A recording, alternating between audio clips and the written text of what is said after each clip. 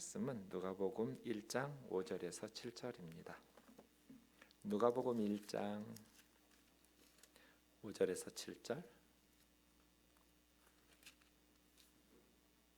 우리 한 목소리로 같이 읽겠습니다.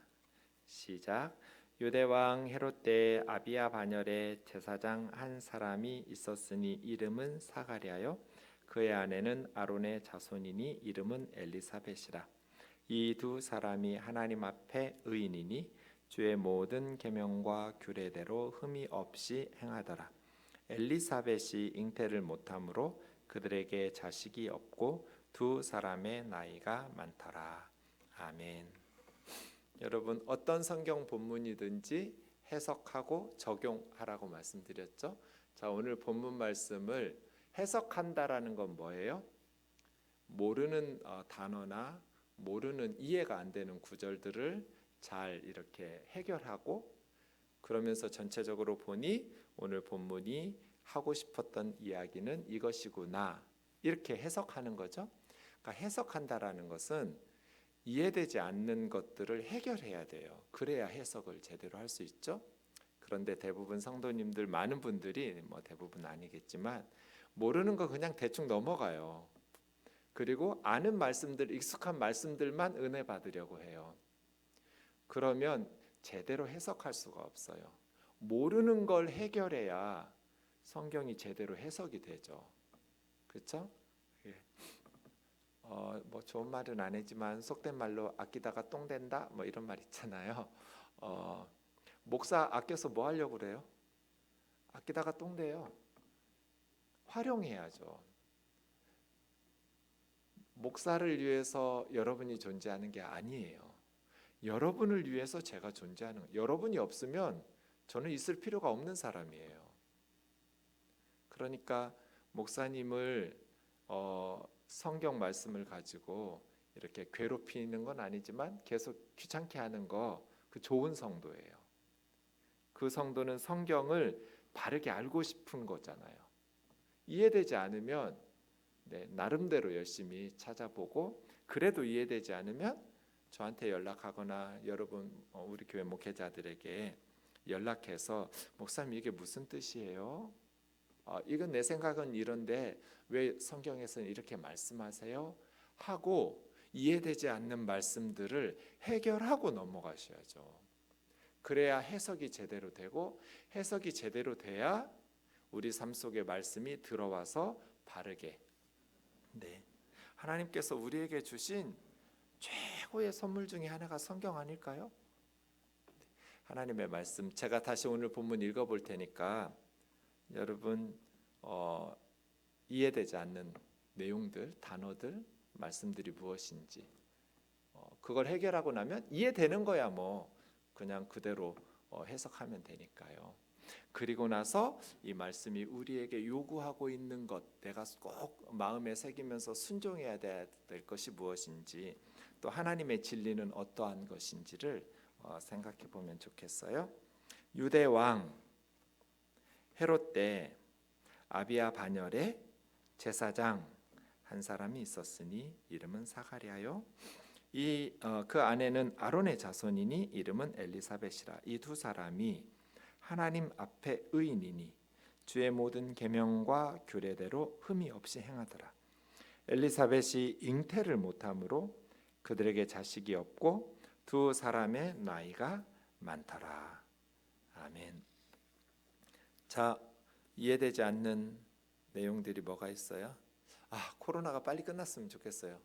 수요일 이 오전에 나오실 수 있는 분들 함께 예배당에 모여서 이렇게 성경 공부하고 싶어요. 저 혼자 떠들고 싶지가 않아요. 여러분이 뭘 모르는지 제가 모르잖아요. 혼자 얘기하면 추측으로 이거 아실까? 이거 모르실까? 이렇게 하는 것보다는 직접 여러분들의 질문과 저의 대답으로 성경을 해석하고 적용하는 게 훨씬 더 좋겠죠. 그렇죠? 주일 설교도 그렇게 하고 싶지만 사실은 숫자가 너무 많아서 불가능할 것 같고요. 설교라는 것이 꼭 한 사람 혼자 떠드는 것만이 좋은 건 아닌 것 같아서요. 어쨌든 저는 첫 단어부터 좀 질문이 생겨야겠죠? 유대 왕 헤롯. 이 사람 누구예요? 유대 왕이면 다윗의 후손인가? 헤롯은 이스라엘 이름은 아닌 것 같은데 왜 유대 왕 헤롯, 이 사람 갑자기 어디서 튀어나왔지? 성경 어디를 읽어봐도 이 사람에 대해서 설명하는 게 없어요. 왜 없을까요? 그 시대 사람들은 다 아는 사람이에요. 우리 한국 사람들에게 문재인 대통령에 대해서 시시콜콜 말할 필요가 없잖아요. 다 알고 있는데, 그죠? 유대왕 헤롯 다 아는 사람이에요. 그러니까 굳이 써줄 필요가 없어요. 설명이 필요 없는 사람이에요. 그런데 우리는 모르는 사람이에요. 2000년 전에는 다 아는 사람인데 2000년 후인 지금 우리는 모르는 사람이에요. 성경 읽어봐도 안 나와요. 이 사람에 대해서. 그럼 어떻게 해야 돼요?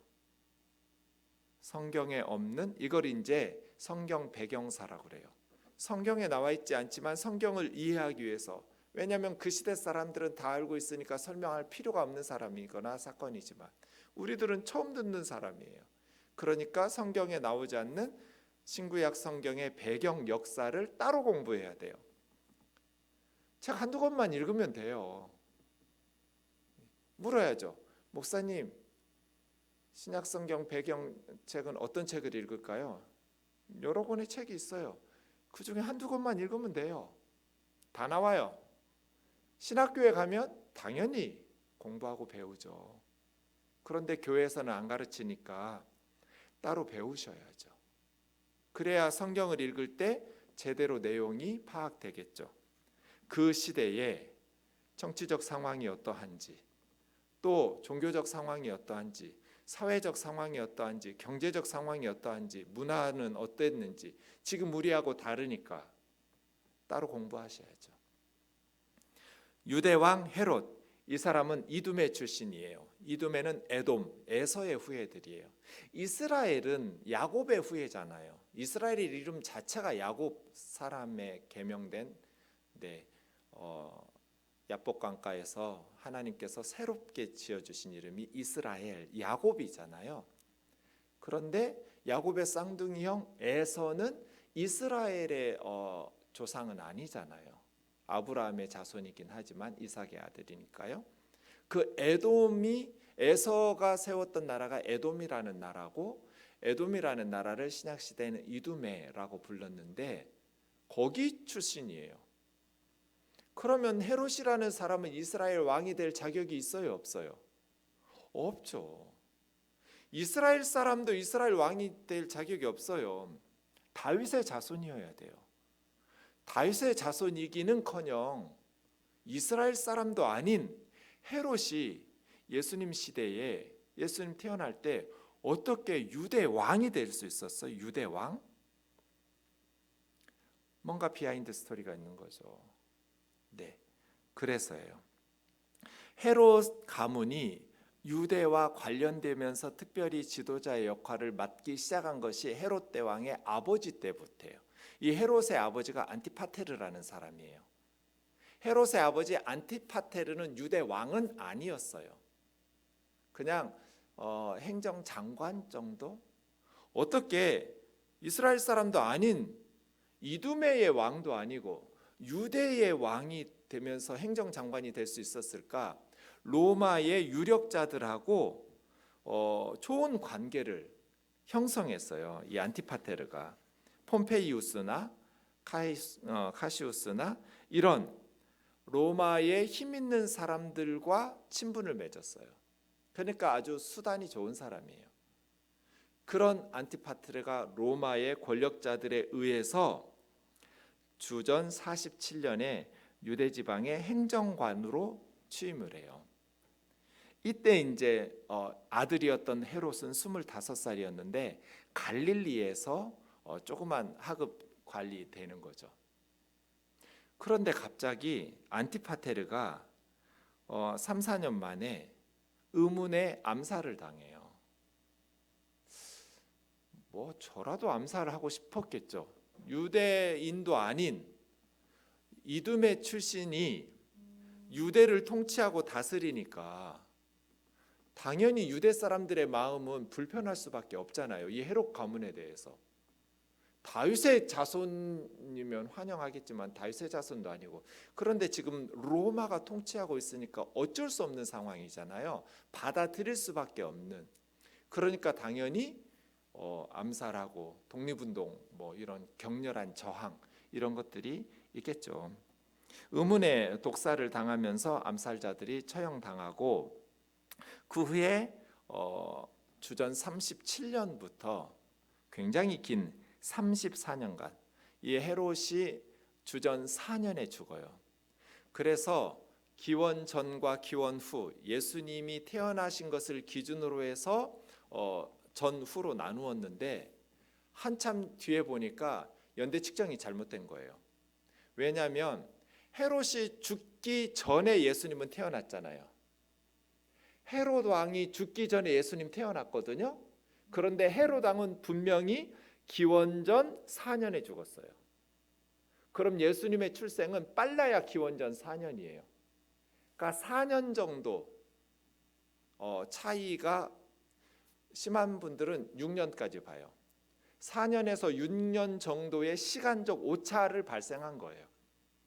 사실은 더 빨리 잡았어야 돼요, 예수님의 출생을. 그러니까 너무 늦게 태어났다고 한 거죠. 헤롯 대왕이 살아 있을 때 예수님은 태어났는데, 헤롯의 죽은 횟수는 기원전 4년이 분명하니까요. 그래서 37년부터 기원전 4년까지 왕이라는, 유대 왕이라는 칭호를 가지고 헤롯이 통치했어요. 헤롯이 죽은 다음에는 어떻게 됐어요? 헤롯의 세 아들이 여러 명 있었어요. 부인도 4-5명 있었고요. 아들들 중에 3명에게 아버지 헤롯이 통치하던 그 지역을 분할해서 맡겼어요. 근데 아버지처럼 왕이라는 호칭을 받지는 못했어요. 로마로부터. 이 원로원에서 주는 건데요. 그래서 4분의 1만 왕, 25%의 왕이라는 뜻을 가진 분봉왕, 그런 뜻으로 세 아들에게는 분할해서 나눠줬어요. 한 아들이 아버지의 통치 지역을 전체 물려받은 게 아니라, 아켈라오스는 유대와 사마리아, 헤롯 안디바는 갈릴리, 얘가 이제 세례요한의 목을 친애해요. 헤롯 빌립이라는 아들은 더 북쪽에 드라고닛, 이두레, 뭐 이쪽 지역이. 그러니까 세 아들에게 분할 통치되었다가 헤롯 안디바와 헤롯 빌립은 예수님의 공생애까지 계속해서 기원전 4년부터 37년, 34년 이때까지 다 통치하거든요. 그런데 유대와 사마리아를 통치했던 아켈라오스라는 아들만 계속해서 학정에 유대 사람들이 로마 원로원에 상소하니까 AD 6년에 제거됐어요. 그냥 그 직에서 쫓겨났어요. 그러니까 BC 4년에서 AD 6년이니까 10년이에요. 10년 만에 아켈라오스는 분봉왕의 자리에서 쫓겨났고, 그 다음부터는 다른 유대인이나 왕이 통치한 것이 아니라 로마 사람이 직접 통치하는 총독을 파견하기 시작했어요. 그래서 예수님 공생이 시작할 때는 빌라도 총독이 26년에서 36년까지 10년간 임기를 하고 있는 중에 예수님의 공생애와 십자가 부활 사건들이 있었던 거예요. 이런 상황이에요. 유대와 사마리아는 총독이, 그리고 갈릴리 지역은 헤롯 안디바가, 그리고 더 북동쪽에는 헤롯 빌립이 이렇게 통치할 때 예수님의 공생애 사역이 일어난 거죠. 이해가시죠? 네. 그래서 유대왕 헤롯 때예요. 유대왕 헤롯 때. 헤롯 왕 통치 말기겠죠. 이제 헤롯은 뭐 나이도 많고 30몇 년 전부터 통치하다가 거의 헤롯의 통치가 끝나가고 헤롯이 죽을 때쯤에 예수님이 태어나니까요. 헤롯 통치 말기에 이죠. 이게 유대왕 헤롯이에요. 지금 이런 상황이구나. 그러니까 이스라엘은 뭐 이보다 더 비참할 수가 없어요. 나라 빼앗긴 로마에게. 그런데 로마 사람들이 직접 통치하지도 않고 에서의 후예인 이두메 출신의 헤롯이라는 사람이 아주 포악하게 통치하거든요. 포악하게 통치함에도 불구하고 또 뭐 완전히 유대 사람들을 무시하면서 통치할 수는 없으니까 성전을 아주 아름답게 꾸며주고, 그래서 헤롯 당 사람들도 나와요. 유대 사람들 중에 현실론자들이겠죠. 헤롯에게 잘 보여야 우리가 살 길이 생긴다. 헤롯이 우리를 위해서 성전도 화려하게 그래서 이 성전 막 자랑하는 예수님의 제자들의 예수님 앞에서 자랑하다가 이렇게 돌 위에 돌 하나도 남기지 않고 다 무너질 거라는 말씀을 듣기도 하죠. 헤롯이 그렇게 예루살렘 성전을 꾸며주고 화려하게 뭐 부속 건물들 계속 건축해주고, 이런 것들이 유대인들에게 환심을 사기 위해서, 그래서 유대 무리들 중에 일부는 헤롯을 지지하는 헤롯 당이라는 그룹도 발생하게 되는 그런 상황들이에요. 유대 왕 헤롯 때 아비야 반열에, 이 말은 또 뭔 말이에요? 아비야 반열? 반열이라는 것은 1반, 2반, 3반, 4반 이렇게 반으로 나누는 거죠. 열은 그 순서, 반 순서. 그럼 아비야 반 순서, 아비야 반열, 아비야 반차, 그 차례 있네요. 제사장이니까 우리가 알고 있죠. 모세형 아론이 그 아들들이 제사장이잖아요. 그런데 아론이 아들이 4명 있었어요. 나답, 아비우, 엘르아살, 이다말. 이 4명의 아들 중에 나답과 아비우는 다른 불을 하나님 앞에 들이다가 징계받아서 죽었죠. 나답과 아비야는 죽었고, 엘르아살과 이다말이라는 아들들에게서 제사장들 후손들이 나왔죠. 그 중에 엘르아살 계열이 16반열, 이다말 계열이 8반열.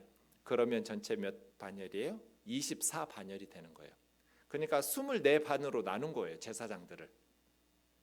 엘르아살 계열 16개, 이다말의 후손들 8개 해가지고 24개 팀으로 나누어서 제사장들이 봉사하고 있는데, 역대상 24장 10절에 보면 8째는 아비야요 하면서 24반열 중에 아비야 반열은 8번째 반열이에요. 그런데 이제 바벨론 포로 때 바벨론에 의해서 주전 586년에 예루살렘 성전이 완전히 불타고 무너지죠. 제사장들 어떻게 됐겠어요? 뿔뿔이 흩어졌겠죠. 바벨론 포로로 많이 끌려가기도 하고. 바벨론 포로지에서 몇 년 있었어요? 이스라엘 사람들은? 여러분 마스크는 쓰지만 말씀은 하실 소리는 낼 수 있잖아요. 뭐 눈으로 안 보이는 거지 소리까지 안 들리시지는 않잖아요. 네, 70년 있었죠. 바벨론 포로지에서 70년 있다가 돌아왔어요. 그때 제사장들이 24팀이 다 돌아왔을까요? 다 돌아오지 않았어요. 스가랴 2장 36절에서 39절까지 제사장 돌아온 사람들 목록을 쭉 써놓거든요. 그 중에 제사장들은 4팀만 돌아왔어요. 4반열만 70년 후에 돌아왔다고요. 24반열이 있었는데 성전 무너지기 전에 70년 후에 돌아온 팀은 4팀밖에 없었어요. 그런데 그 4반열을 다시 4팀으로 할 수는 없잖아요. 그래서 다시 옛날 이름을 붙여가면서 24반열로 재정비한 거예요. 그래서 이때 다시 24반열이 아비야 반열 안 왔어요. 그런데 아비야 반열도 옛날 이름 다시 복구해가지고 24반열로 만들어 놓고, 그러면 1년에 2차례 이상은 해야겠죠. 52주니까 24반년이니까 1년에 2차례씩 하면 48주, 그리고 나머지는 이제 좀 더 하겠죠. 네, 그렇게 1년에 2번씩은 의무적으로 예루살렘 성전에 와서 일주일씩 봉사하게 되어 있어요. 24반열이 돌아가면서 그렇게. 그래서 유대 왕 헤롯 때 아비야 반열에 속한 8번째 반열인 아비야 반열에 속한 제사장 중에 한 사람이 있으니 그의 이름은 사가랴요. 세례 요한의 아버지예요. 그다음 그의 아내는 아론의 자손이니, 그러니까 엄마 이름은 엘리사벳인데 엘리사벳도 제사장의 딸인 거예요. 레위의 자손 이름은 엘리사벳. 그러니까 아버지 쪽도 어머니 외갓집 쪽도 다 제사장 계열인 거예요. 세례요한은. 그러면 제사장은 제사장의 딸하고만 결혼을 해야 돼서 이렇게 제사장의 딸과 사가랴는 결혼을 했나? 그럴 수도 있고 아닐 수도 있겠잖아요. 어떨 것 같으세요? 제사장들은 제사장의 가문 자매와만 결혼해야 된다. 손 들어보세요. 제사장은 제사장 가문의 딸이 아니어도 결혼할 수 있다. 손 들어보세요. 안 드신 분들은 뭐예요? 몇 명 나오지도 않아가지고요. 네, 지금 저까지 10명이거든요. 한눈에 다 보여요. 네, 아니어도 괜찮아요. 그런데 다른 평민들은 모세 율법 얘기하는 거예요. 다른 평민들은 내가 총각인데 이혼한 자매하고 결혼할 수 있어요. 아니면 사별한 자매하고 결혼해도 돼요. 그냥 뭐 싱글이면 괜찮아요. 네. 그런데 제사장은 안 돼요.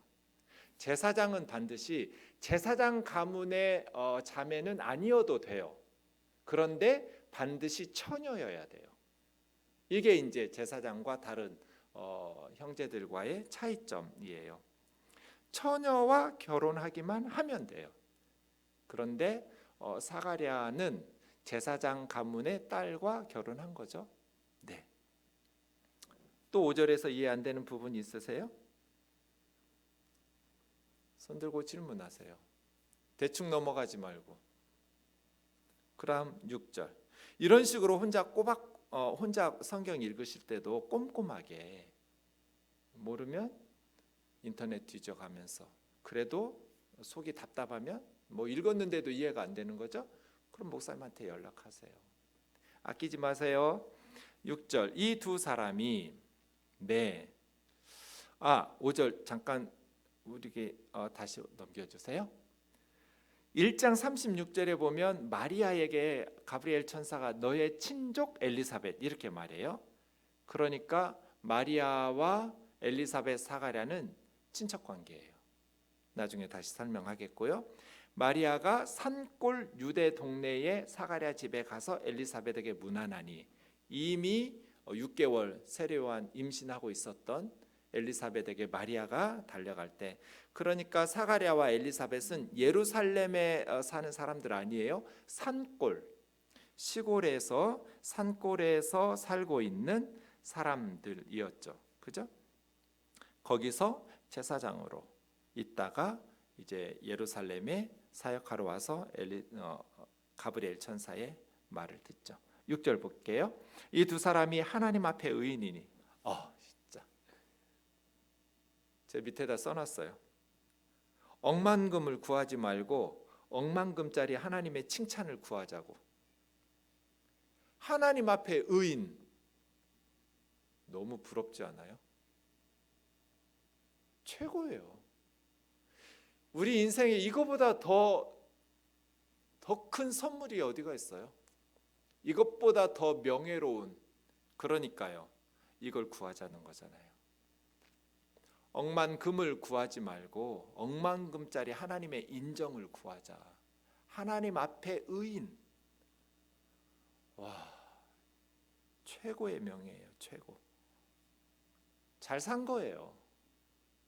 하나님 앞에 의인이라는 하나님의 인정과 칭찬을 받으면 정말 값진 인생 사신 거죠. 사가랴와 엘리사벳. 그렇죠? 네. 어떻게 살았길래 하나님 앞에 의인인가? 그 다음 설명이 뭐예요?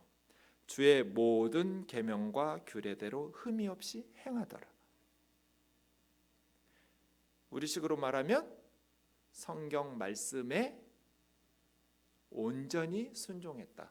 그렇게 해석할 수 있겠죠? 하나님의 말씀. 근데 모든 계명이에요. 모든 계명과 규례예요. 하나님의 말씀을 순종할 때는 우리가 취사 선택하는 게 아니죠. 대개 오늘 설교 너무 은혜로웠어 라고 말할 때는 제가 여러분의 생각과 일치되는 말을 할 때예요. 내 생각하고 목사님 말이 똑같을 때 은혜 받거든요. 사람들은 내 생각과 좀 다르면 마음이 불편해지면서 은혜 받기 힘들어요. 그런데 모든 말씀이에요.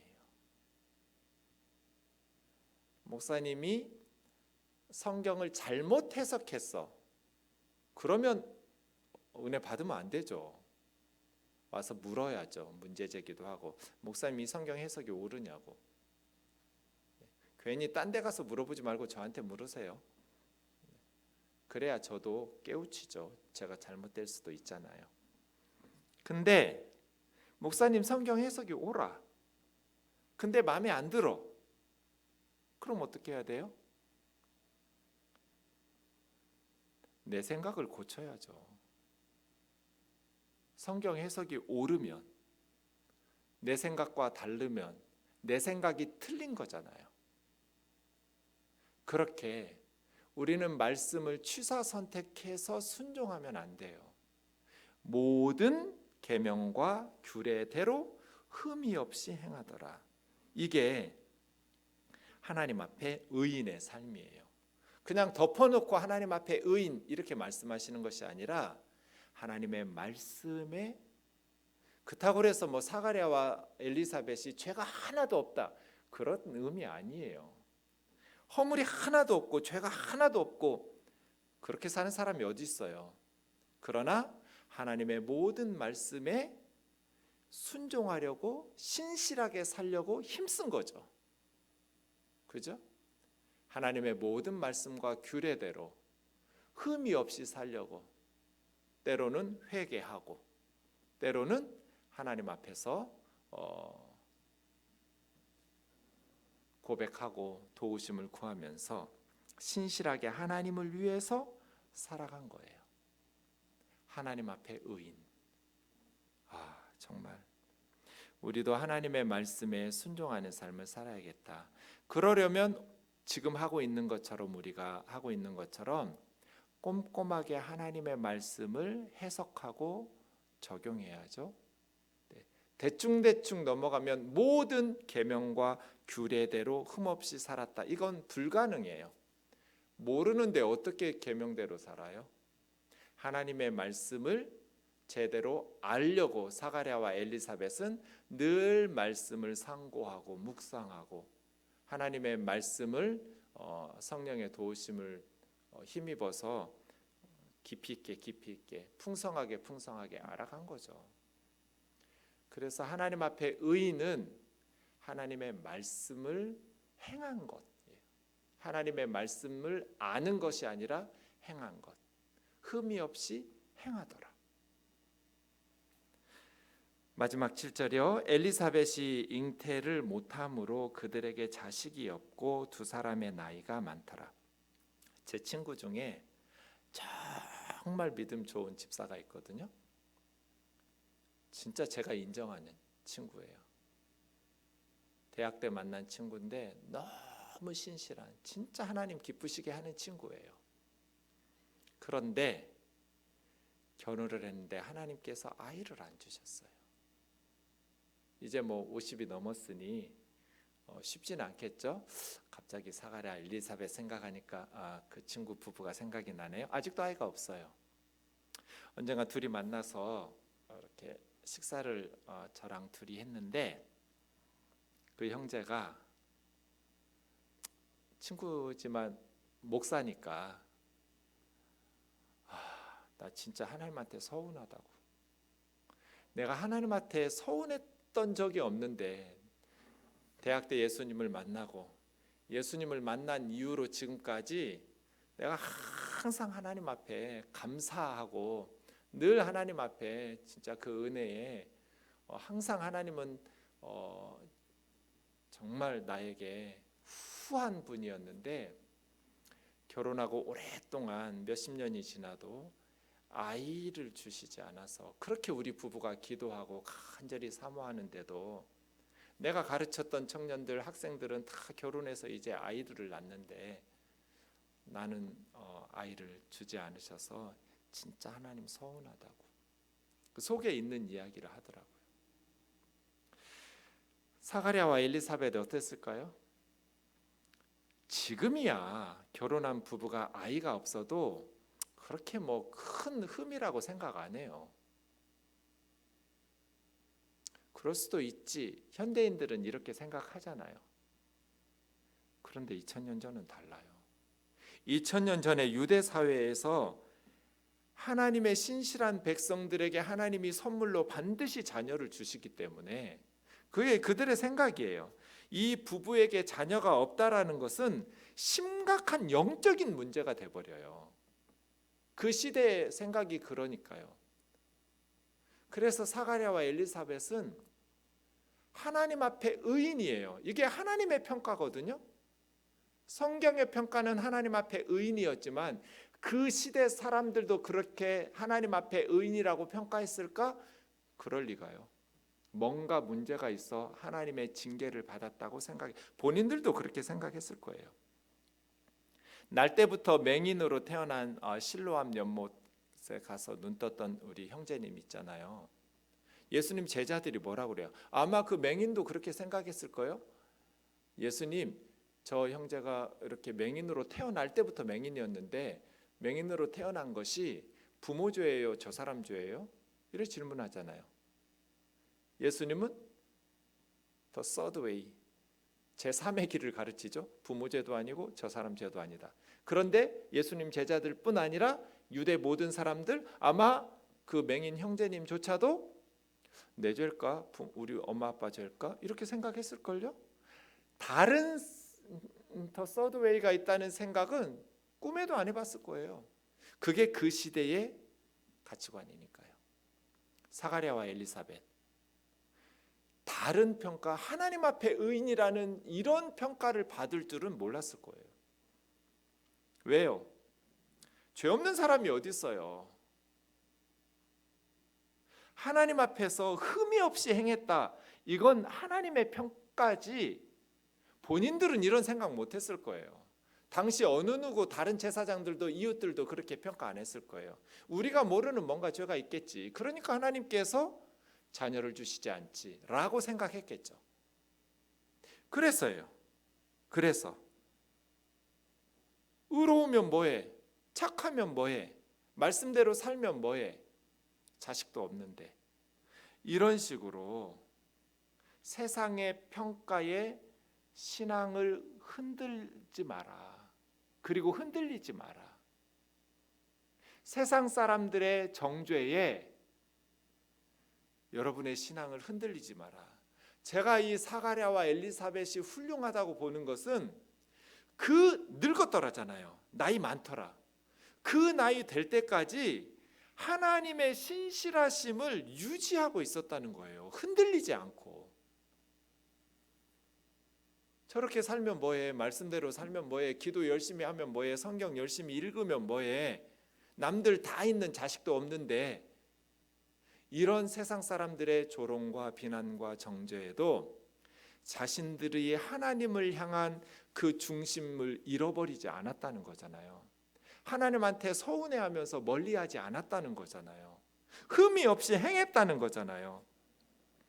남들이 뭐 우리가 모르는 죄 짓는 거 아니야? 뭐가 어쩌고 욥과 같이 사는 사람이 어디가 있어요? 욥기 읽어보면 진짜 이 사람 대단한 사람이거든요. 그런데도 불구하고 새 친구가 와서 또 뭔가 허물이 있으니까 이런 재앙을 받지, 하나님의 심판을 받지, 까닭없이 이러긴 계속 괴롭히잖아요. 욥 같은 사람, 하나님 앞에 그렇게 경건하고 거룩하고 의로워서 진짜 악에서 떠난 자가 전무후무하다. 이건 하나님의 평가고요. 욥에 대한 하나님의 평가지. 그 시대 사람들은 욥이 재앙을 받기 전에는 부자로 살고 모든 일들이 형통하고 10명의 자녀나 낳고 이럴 때는 그거 인정할지 모르겠지만 엄청난 재앙이 불어닥친 후에도 그 사람들이, 그 시대 사람들이 욥을 그렇게 평가하고 있었을까요? 아니요. 그런 사람 거의 없었을걸요.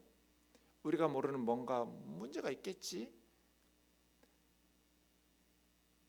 그러지 말라는 거예요. 세상적인 결과를 보고 신앙을 판단하지 마라. 이것이 오늘 배워야 될 매우 중요한 진리예요. 세상적인 결과물을 보면서 외적인 것으로 그 사람의 신앙을 판단하지 마라. 하나님의 평가는 다를 것이다. 정말 하나님의 평가는 다를 거예요. 제 눈에도 보이는 게 많아요. 어떤 목사는 진짜 막 사업해야 될, 사업하면 잘할 사람이 목회를 했네, 이런 생각이 드는 분들이 있어요. 사업가예요. 그런데 어떤 목사는 진짜 목사예요. 정말 착하고 순수하고 영혼 사랑하고 주님 사랑하고, 근데 세상에서 이 사업가 기질이 있는 목사는 뭐 여러 가지 막 불법 편법 막 다 동원해서 엄청 교회를 키워요. 그런데 이 목사 진짜 목사 같은 목사는 주변 머리가 없어가지고 그냥 고생하면서 목회해요. 세상 사람들이 볼 때는 이 사람이 더 하나님의 능력과 사랑과 은혜와 막 복을 더 많이 받은 것 같죠. 그래서 더 훌륭하고 위대한 목사 같죠. 아니요. 하나님의 평가는 다를 수 있어요. 다를 가능성이 매우 높아요. 그래서 세상적인 성공과 업적은 그냥 무시해버려야 돼요. 그 결과물을 보고 신앙을 판단하면 안 돼요. 그건 그냥 거기에 달란트가 있는 거예요. 신앙이 좋아서가 아니라 달란트가 있는 거죠. 그래서요. 목회뿐 아니라 선교사들뿐 아니라 여러분 눈에 보이는 대로 말하고 평가하고 정죄하지 마라. 우리는 사람이니까 우리가 보는 거에 의해서 그 사람에 대한 판단이 들죠. 그런데 그걸 입 밖으로 내지 마라. 좋은 말은 괜찮지만, 칭찬은 상관없지만 정죄하고 비판하는 거, 의로우면 뭐해, 저렇게 말씀대로 살면 뭐해, 아유 그래도 아직도 제사장직에서는 제사장은 하고 싶은가 봐, 제사장직을 그만두고 말이야, 주제를 알고 그만둬야지, 뭐 저렇게 늙어서까지 제사장 하려고 그래, 거룩한 척, 진짜 꼴 보기 싫어, 이런 생각들을 내뿜지 말란 말이에요. 그래서 제가 요즘 우면산 넘어서 걸어서 출퇴근하는 즐거움을 만끽하고 있거든요. 오늘 출근하면서 이 말씀 생각하면서 주님, 내 귀가 무덤이 되게 해달라고 기도했어요. 다른 사람의 험담이 내 귀에서 죽어버리도록, 더 이상 내 입을 통해서 또 다른 사람에게 전달되지 않도록, 나쁜 말이 내 귀에서 멈추도록. 좋은 말은 전파되면 좋죠. 용기가 되고 격려가 되는 말들은, 선한 말들은. 그런데 다른 사람에 대한 비난과 비판들은 내 귀가 무덤이 되게 해달라고, 더 이상 번져가지 않게 해달라고. 교회에서 가장 중요한 게 이거예요. 내 혀를 악한 말로 사용하는 도구 되지 않게 해달라고. 악한 말이 나가려 할 때 내 혀를 묶어달라고. 그냥 단단하게 차돌같이 굳게 결심을 해도 참 저도 후회할 때가 많아요. 그 말 하지 말았어야 되는데, 부끄럽다, 목사가 돼가지고 너무 부끄럽다, 이럴 때가 참 많아요. 여러분은 어떤지 모르겠어요. 그들에게 자식이 없고 두 사람 나이가 많더라. 자식도 없고 희망도 없는 거잖아요. 이제는 희망조차 없는, 참 하나님 앞에 서운할 수도 있는, 그럼에도 불구하고 이렇게 경건한 영성이 축적된 그런 노부부에게 아들 세례 요한을 주었으니 얼마나 이쁘게 키웠겠어요. 우리 교회 예원이 정원이 엄마한테 제가 쌍둥이 키우느라고 힘들지 않아? 대답이 뭘까요? 목사님, 저는 너무나 기다렸던 아이들이어서 하나도 안 힘들어요. 너무 행복해요. 오히려 시간 흘러가는 게 아까워요. 애 하나 키우기도 얼마나 힘들어요. 둘을 키우려니까 얼마나 더 몇 배 힘들 거예요. 그런데 너무나 기도하면서 기다렸던 아이들이어서 너무 행복하다고. 사가랴와 엘리사벳 어땠을까요? 정말 행복한 아들이에요. 눈에 넣어도 아프지 않은 아들이에요. 그 아들 세례 요한을 예수님에게 바친 거예요. 순교의 제물로 바친 거예요. 정말 값진 아들을, 이 노 부부는 눈에 넣어도 아프지 않은 아들을 예수님을 위해서 바친 사람들이에요. 우리 찬양하고 기도하겠습니다. 465장입니다.